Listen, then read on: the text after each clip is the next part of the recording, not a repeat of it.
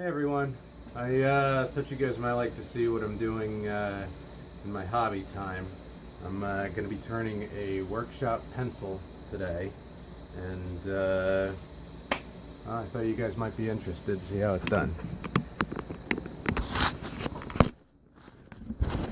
I hope you all forgive the camera setup because I'm not really set up to video my operation here, but we'll see how this goes, and if you like it, maybe I will do live streams and so on in the future.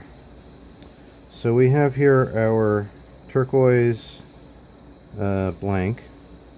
We've already drilled and added in the tubes.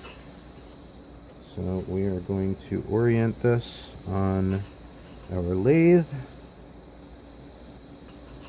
And I always make marks so that I can orient them the way the blank was in the first place. Right, there we go. Bring up our tailstock.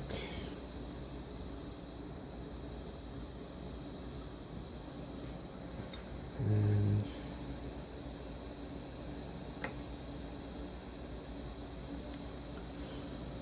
now this is my first time turning this particular type of acrylic, so that did not go in all the way.